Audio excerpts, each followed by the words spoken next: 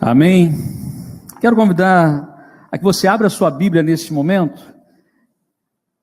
Segundo Crônicas, capítulo 20, mesmo texto que hoje pela manhã nós pudemos abordar. Segundo Crônicas, capítulo 20, a partir do versículo 1. Nós vamos reler esse texto para aqueles que vieram de manhã ou ler para aqueles que estão agora apenas à noite. E estamos abordando sobre o tema fé e atitude, ou seja, aquilo que nós cremos e aquilo que nós praticamos e a coerência da fé e da prática. Então, segundo Crônicas, capítulo 20, traz a história de um homem chamado Josafá. E nós podemos então examinar algumas características de Josafá, algumas coisas preciosas, e certamente, pelo menos para a minha vida, Josafá é um exemplo. E eu espero que para você também, e o estimule a continuar nos caminhos que Deus tem para a sua vida. Segundo Crônicas, capítulo 20.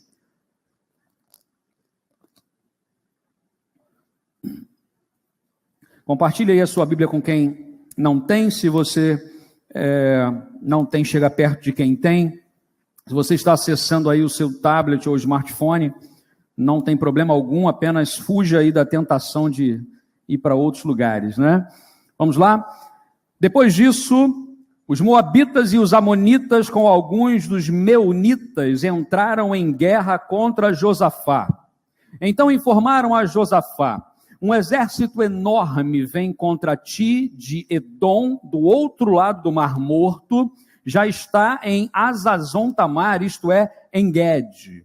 Alarmado, Josafá decidiu consultar o Senhor e proclamou um jejum com todo o reino de Judá. Reuniu-se, pois, o povo, vindo de todas as cidades de Judá, para buscar a ajuda do Senhor. Então, Josafá levantou-se na Assembleia de Judá e de Jerusalém, no templo do Senhor, na frente do pátio novo, e orou: Senhor, Deus dos nossos antepassados, não és tu o Deus que está nos céus? Tu governas sobre todos os reinos do mundo, força e poder estão em suas mãos e ninguém pode opor-se a ti. Não és tu o nosso Deus que expulsaste os habitantes desta terra perante Israel, teu povo, e a deste para sempre aos descendentes do teu amigo Abraão? Eles a têm habitado e nelas construíram um santuário em honra ao teu nome, dizendo: se alguma desgraça nos atingir, seja o castigo da espada, da peste, da fome, nós nos colocaremos em tua presença diante deste templo, pois ele leva o teu nome, e clamaremos a ti em nossa angústia, e tu nos ouvirás e nos salvarás. Mas agora, aí estão os amonitas, moabitas, os habitantes dos montes de Seir, cujos territórios não permitiste que Israel invadisse quando vinha do Egito. Por isso, os israelitas se desviaram deles e não os destruíram.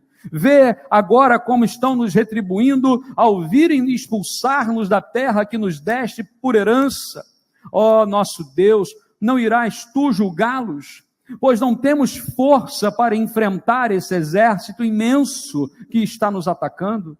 Não sabemos o que fazer, mas os nossos olhos se voltam para ti. Todos os homens de Judá, com as suas mulheres, seus filhos, até os de colo, estavam ali de pé diante do Senhor. Então o Espírito do Senhor veio sobre Jaaziel, filho de Zacarias, filho de Benaía, bisneto de Jeiel e trineto de Matanias, levita e descendente de Asaf, no meio da assembleia. E ele disse: escutem todos os que vivem em Judá e em Jerusalém, e o rei Josafá. Assim lhes diz o Senhor: não tenham medo nem fiquem desanimados por causa desse exército enorme, pois a batalha não é de vocês, mas de Deus.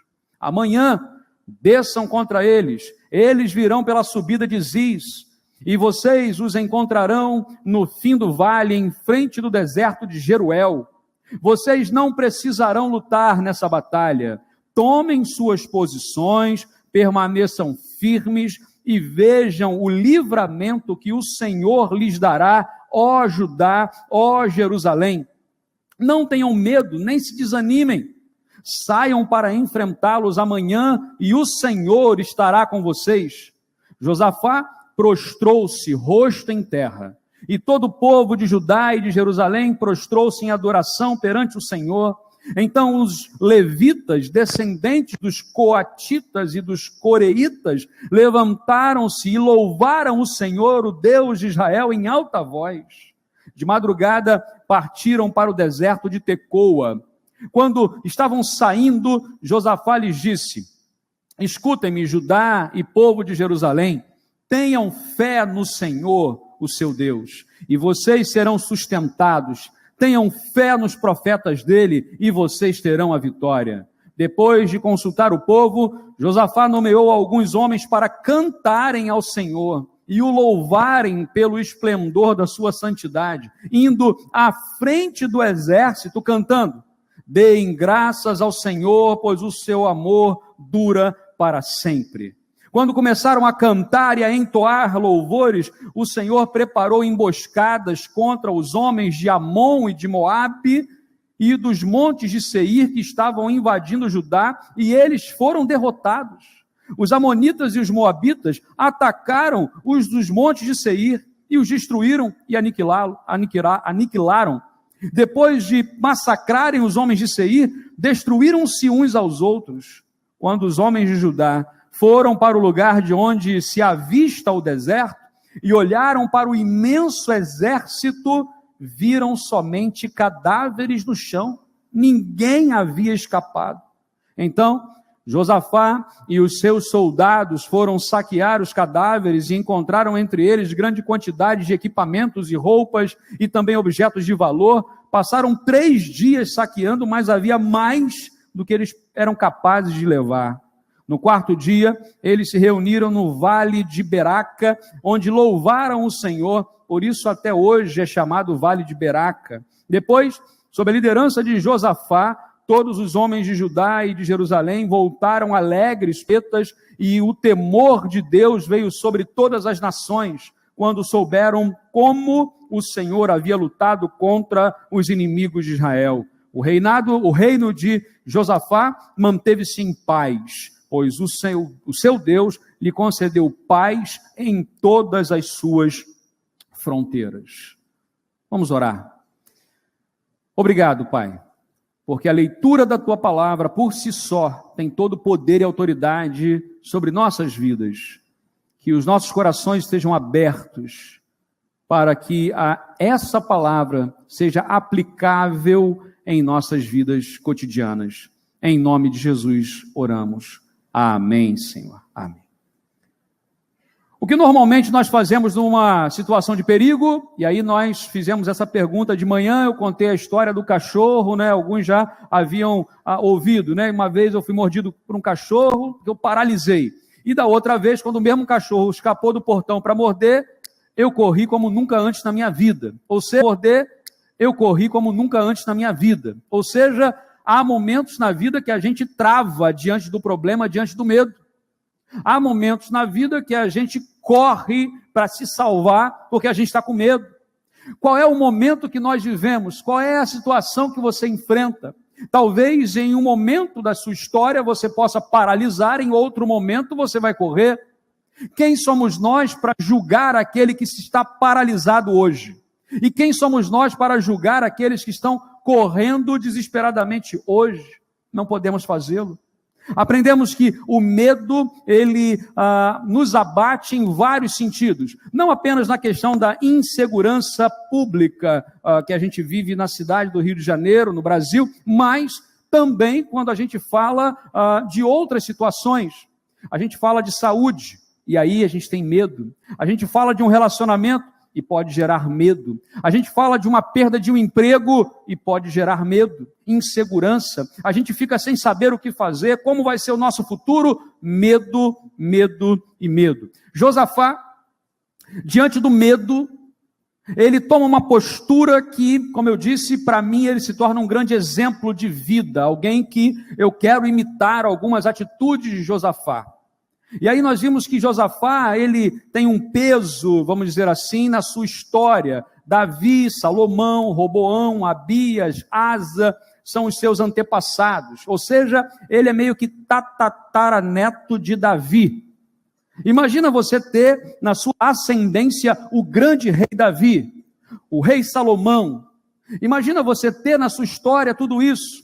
Mas a verdade é que no momento em que Josafá assume o seu reino, Asa, que foi o seu pai, ele tinha deixado um reino meio que destruído moralmente, um reino em que as pessoas estavam fora dos padrões de Deus, havia adoração a Baal, adoração a Asherá, e havia toda uma desvirtuação, porque a pressão era grande.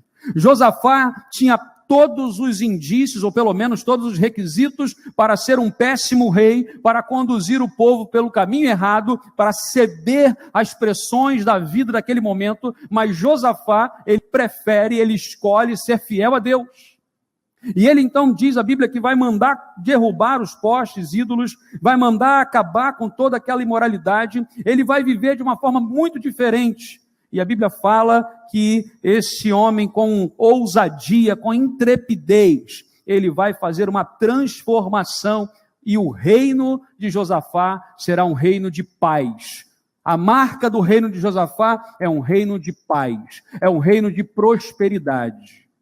Não significa que Josafá não enfrentou batalhas. A gente vê aqui na história, os inimigos que estão ali se levantando, eram inimigos poderosos, os moabitas, os amonitas e os edomitas. Gente, lembra de quando o povo está voltando para a terra, eles não passam nessas terras dos moabitas, dos amonitas e dos edomitas. E aí esses povos são povos maus, são povos perversos.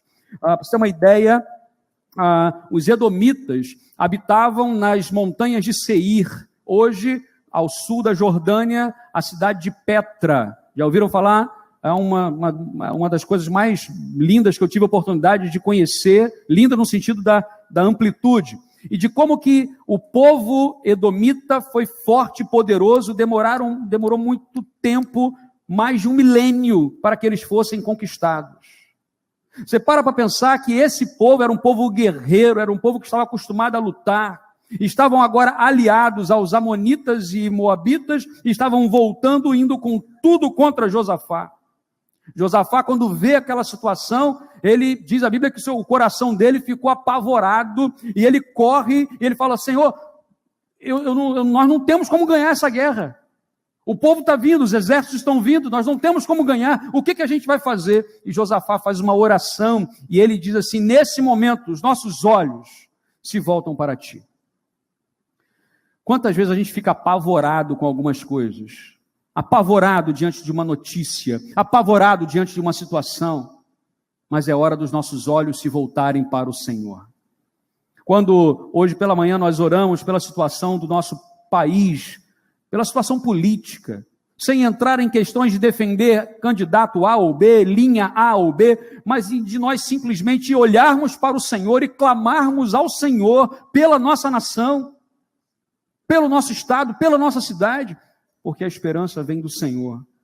Josafá, ele tinha essa certeza no seu coração. Josafá, ele vai e ele ora ao Senhor, ao ponto de que Josafá, num momento que está desesperado, ele está ali sem saber o que fazer. Quando chega mais à frente, no versículo 15, ele vai dizer, não tenham medo, não fiquem desanimados por causa desse exército enorme, pois a batalha não é de vocês, mas é de Deus.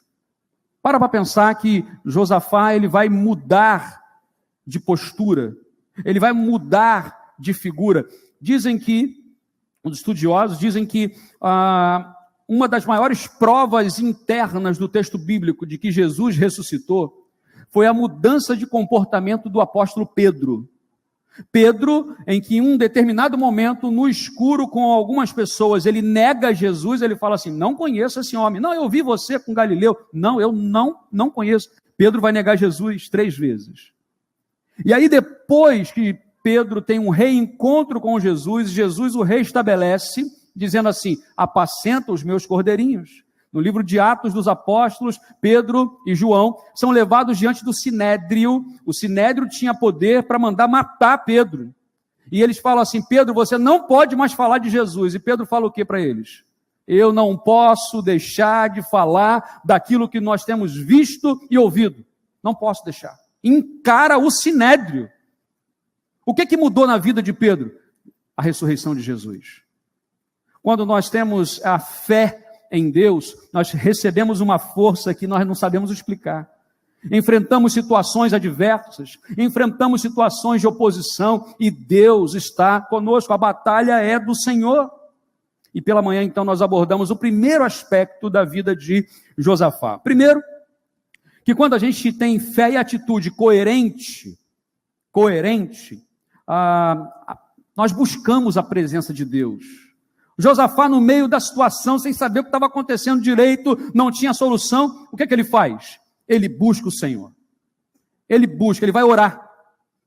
E aí eu falei, quantas coisas nós teríamos evitado na nossa vida, quanto sofrimento, quanta decisão errada, se em vez de nós tomarmos uma decisão rápida em reagir a uma situação, em querer resolver com a nossa própria força, se a gente tivesse parado para orar e pedir a Deus a solução. Quanta coisa teríamos evitado, quantas coisas, quanto sofrimento. E aí vimos que buscar a Deus precisa ser uma conversa honesta. Josafá começa a conversar com Deus honestamente. Senhor, o senhor não está vendo não? Tem aí os moabitas, os amonitas, os edomitas, os itas todos aí estão lutando contra a gente. Então, o que a gente vai fazer, Senhor? E no final ele termina adorando ao Senhor e dizendo, olha, eu não estou entendendo nada do que está acontecendo, mas meus olhos se voltam para o Senhor. Quando a gente não estiver entendendo nada do que está acontecendo, volta os olhos para o Senhor, porque Ele tem a solução. Então, a quem pertence a nossa vida, o que nós fazemos, para quem nós estamos olhando. Agora à noite eu quero abordar então outros dois aspectos. Primeiro, quando a fé e as atitudes são coerentes, versículos de 13 a 17, em especial o versículo 13, nos ensina que devemos permanecer firmes. Olha só o que diz o texto. Todos os homens de Judá, com as suas mulheres e seus filhos, até os de colo, estavam ali em pé diante do Senhor. Aquele povo permaneceu firme, em pé, diante do Senhor. Essa expressão aqui, ela não mostra nesse momento imaturidade ou infantilidade, porque quantas vezes nós reagimos de uma forma imatura, infantil, e se Deus não me dá o que eu quero, no tempo que eu quero, a coisa não funciona muito bem. No entanto, se Deus não faz o que eu quero, Ele faz no tempo dele, da melhor forma dele. O apelo aqui é, permaneça firme, porque Deus está agindo. Permaneça firme, porque Deus está no controle. O salmista vai dizer assim no Salmo 125, versículo 1, os que confiam no Senhor são como o monte Sião, que não se pode abalar, mas permanece para sempre. Há momentos em que você vai se abalar, é claro, nós somos seres humanos. Há momentos que a gente vai desabar, a gente vai chorar, a gente não vai aguentar a pressão. Mas no momento que volta a razão, para tudo. Senhor, o Senhor conhece meu coração, meus olhos se voltam para o Senhor, eu não quero me abalar, eu quero tomar a minha postura, porque o Senhor está no controle de todas as coisas. Não se desespere, porque desesperar é perder a esperança, e Jesus é a nossa esperança. Nossa fé e nossa conduta não podem ser abaladas por cada notícia que chega. Porque tem gente que assim, sai da celebração, do culto, vibrando, olha que Deus é maravilhoso. Chega na segunda-feira, vem uma notícia. Acho que Deus não me ama. Acho que a coisa não vai dar. Olha, se a cada notícia que a gente receber, a nossa fé abalar, é porque a base não está boa. Quem faz algum tipo de luta, né, sabe que existe o negócio da base. Você tem que ter uma base firme, uma base forte. Para um esporte também, uma base forte. Para que você não possa cair. Imagina, não sei quem já fez, já teve aquele... Como é que é o nome que você fica em cima da prancha, que tem um remozinho? Stand-up, né? Stand-up. Stand-up paddle. O negócio é chique. Stand-up paddle. Uma vez eu fui tentar fazer isso, tem uns 2 anos. Nunca mais. E aí a gente olha assim, acha, molinho, o cara está ali, facinho, o cara lá andando, aquele negócio. Tenta subir, eu pelo menos achei que eu estou muito desequilibrado, porque eu subia, caía para o outro lado, e subia para cá, caía para o outro lado, e tentava segurar aquele negócio. É uma confusão, Porque viver em equilíbrio não é fácil. Não é. A gente tenta equilibrar e cai para o outro lado. A gente tenta se segurar, mas não tem. Aonde eu vou segurar? Com certeza, Josafá passou por momentos onde ficar em pé era a única situação. Aqui não é arrogância. Ficar em pé aqui significa exercitar a fé, ver o livramento de Deus, não fugir, não desistir, permanecer firme. O versículo 17, a Bíblia diz assim: vocês não precisam lutar nessa batalha. Olha, que coisa esquisita. Como é que você vai para uma batalha e não vai lutar? Deus está mandando todo mundo se preparar para a batalha, mas fala assim, se prepara para a batalha, mas vocês não vão lutar. É no mínimo esquisito. Josafá, então, olha, vocês não precisam lutar na batalha, tomem as posições, permaneçam firmes e vejam o livramento que o Senhor vai dar. Que coisa! Observe aqui que reconhecer que a batalha é do Senhor não é sinônimo de preguiça. Não é sinônimo de preguiça. Porque tem gente que fala assim, bom, se a batalha é do Senhor, se eu tenho que arranjar um emprego, é Deus que vai me dar. E fica em casa de bobeira. Ah, não, porque a minha saúde, a vitória é do Senhor, é o Senhor que vai lutar. E aí, você não cuida da saúde, não busca o tratamento, não vai adiante. Não é isso. A Bíblia não ensina isso. Observe os imperativos desse texto. Toda vez que você lê a Bíblia, procura ler os verbos imperativos, que estão no imperativo, como uma ordem. Olha só. Tomem suas posições. Primeira ordem, tomem suas posições. Ah, mas o exército é maior. Ah, mas é melhor a gente fugir. Tomem as suas posições. Primeira ordem. Segunda ordem, permaneçam firmes. Ah, mas permaneça firme. Tomem suas posições e permaneçam firmes. Terceira ordem, não tenham medo. Um exército gigantesco está chegando, a gente não tem como vencer, os manda a gente tomar posição, ficar firme e não ter medo, já é um negócio difícil. Ele vai dizer ainda, quarto imperativo, não desanimem. A palavra desânimo significa sem ânimo, sem alma, sem vida. Uma pessoa desanimada é aquela que perde o prazer da vida e vai dizer assim, tenham ânimo, permaneçam firmes, não tenham medo, não desanimem. E depois, saiam para enfrentá-los. Eles ficaram assim, tem muita coisa aqui esquisita. Porque se a gente não vai lutar, como é que a gente vai enfrentá-los? Mal sabiam eles que quando eles fossem para enfrentar, o exército já estaria derrotado. Mal sabiam eles que Deus já estava agindo antes deles, de fato, se posicionarem. Agora, não esqueçam, vocês não precisarão lutar nessa batalha, vejam o livramento do Senhor, e o Senhor estará com vocês. A peleja é do Senhor. A batalha é do Senhor. Mesmo assim, eles deveriam permanecer firmes diante do Senhor. Para nós hoje, as situações que nós estamos vivendo, que tem deixado a gente abalado, o convite de Deus hoje, o desafio de Deus para nós é permaneça firme. Permaneça firme. Busca o equilíbrio. Caiu para um lado, sobe de novo. Caiu para o outro, sobe de novo. Alguém estendeu a mão? Ajuda. Se não está conseguindo, peça ajuda e juntos nós vamos equilibrando. A terceira lição, talvez, teríamos muito mais, mas que Josafá nos traz. Quando temos fé e atitudes coerentes, a nossa vida se torna uma vida de adoração constante. Esse texto diz assim, a partir do versículo 18. Josafá prostrou-se, rosto em terra, e todo o povo de Judá e de Jerusalém prostrou-se em adoração perante o Senhor. Então os levitas, quer dizer, que eram os responsáveis pela música, de conduzir, de liderar, os levitas então, e eles descendentes dos coatitas e coreitas, levantaram-se e louvaram o Senhor, o Deus de Israel, em alta voz. Josafá nomeou alguns para cantarem ao Senhor e louvarem pelo esplendor da sua santidade, indo à frente do exército.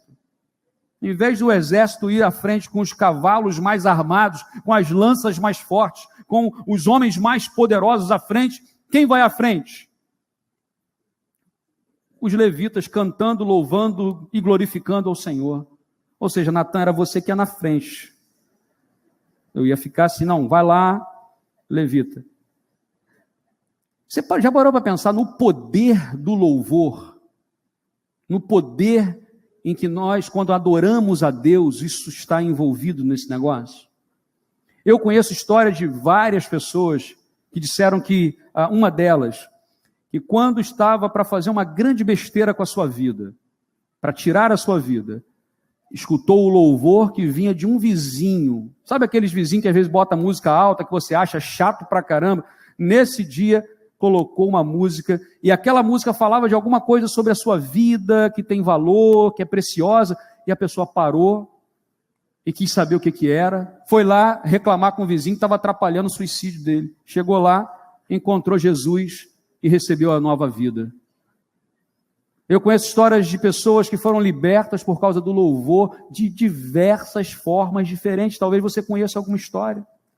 À frente do exército estavam os louvores, eles louvavam, e diz a Bíblia que Josafá, então, quando começaram a cantar e entoar louvores, nesse momento, enquanto eles louvavam e cantavam, o Senhor preparou emboscadas contra os homens de Amon, Moabe, os edomitas e tal, e no final diz assim, e o reino de Josafá teve paz, pois o seu Deus lhe concedeu paz em todas as suas fronteiras.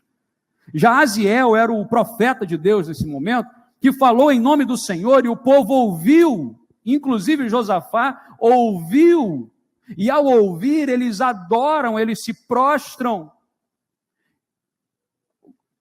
Algumas coisas que nós aprendemos a gente tem que tomar muito cuidado para não ser arrogante diante de algumas coisas que Deus está fazendo na nossa vida. Não bater no peito e dizer assim, Deus fez porque eu sou bom demais. Deus fez porque eu oro mais. Eu já vi muita gente fazendo isso, de forma até involuntária. Porque o meu caso funcionou porque eu orei. Mas o outro também está orando e não foi liberado lá.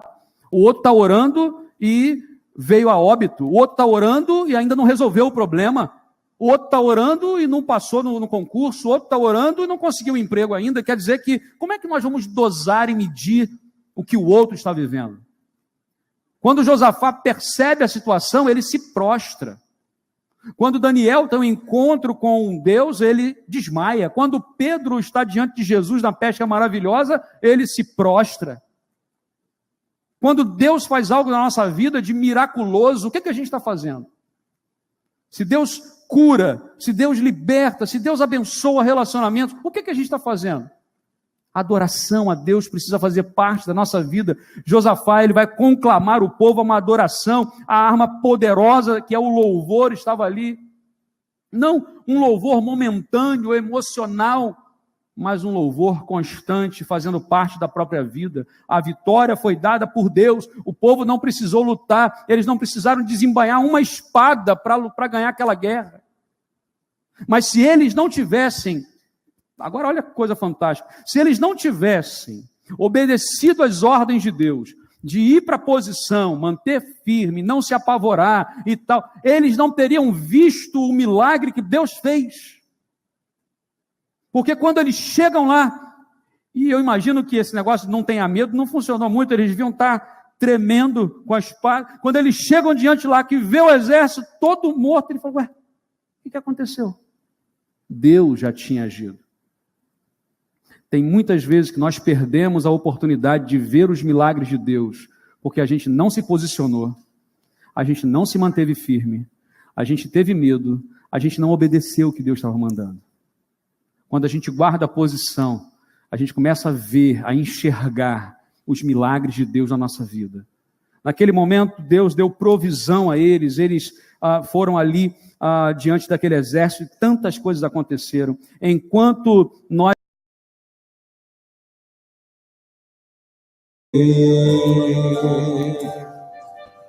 E quando tudo escuro está, a tua luz posso ver.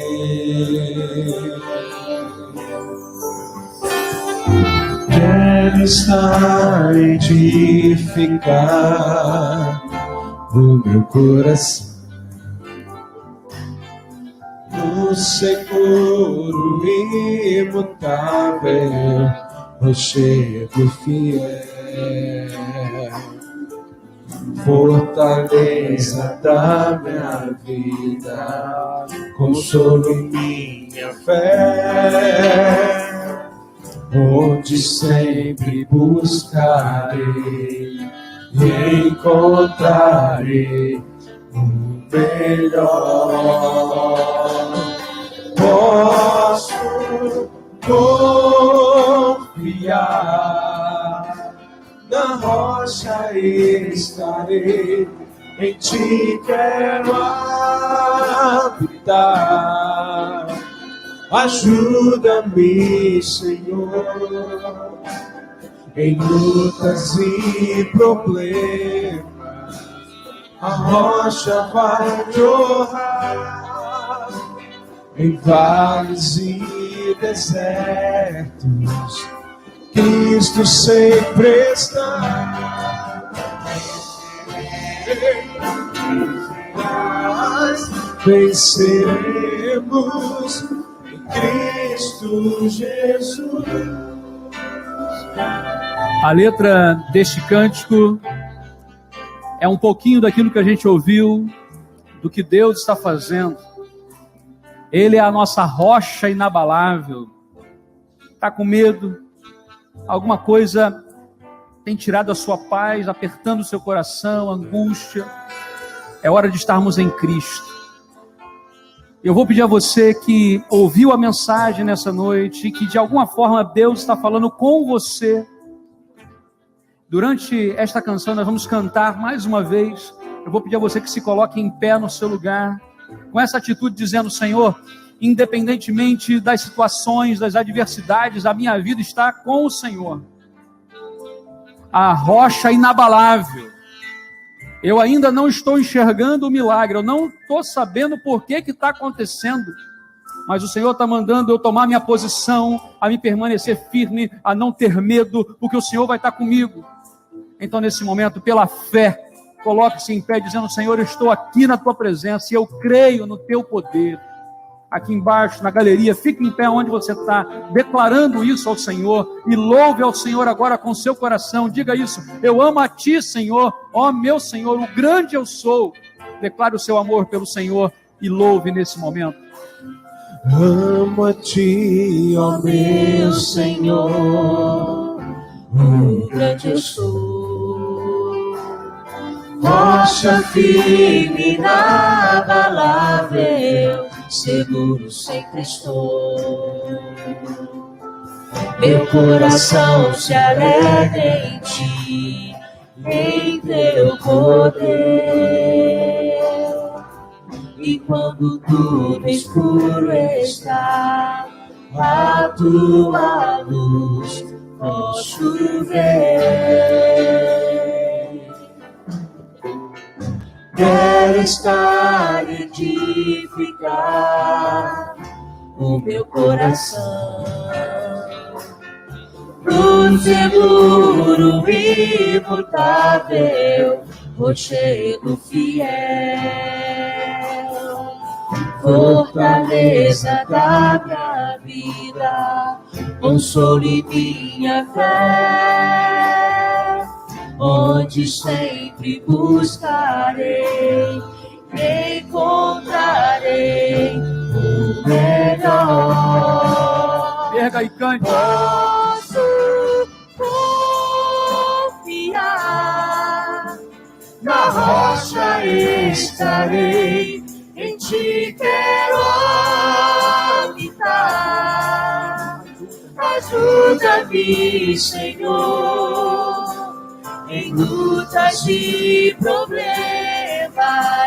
A rocha vai jorrar em vales e desertos. Cristo sempre está. Vencerei, vencerás, venceremos em Cristo Jesus.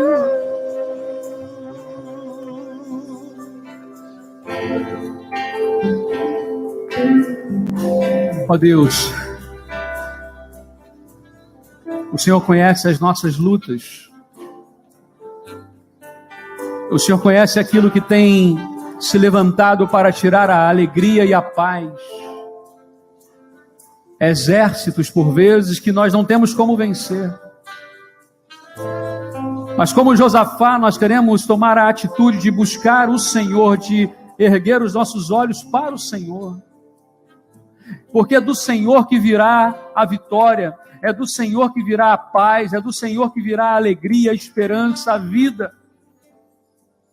E, ó Deus, cada um que se coloca em pé agora está declarando a sua fé no Senhor. São situações que nós não dominamos, são situações que nos entristecem, são situações as mais adversas, mas o Senhor está no controle, Pai. Haja com poder e grande glória, Senhor, em nome de Jesus. Que nós, ó Deus, estejamos na posição, firmes, inabaláveis na rocha que é Jesus. Tira o medo do nosso coração, ó Deus, aquilo que tem roubado a alegria, que tem roubado a paz, em nome de Jesus, hoje, que as nossas casas, nas nossas casas estejam estabelecidos reinos de paz. Traga paz, ó Deus, ao nosso coração. Que a fé e a atitude que temos sejam coerentes, equilibradas. E assim como Josafá, nós possamos declarar que o meu Deus está comigo. Temos um relacionamento contigo, Pai. Nós oramos em nome de Jesus. Amém. Amém.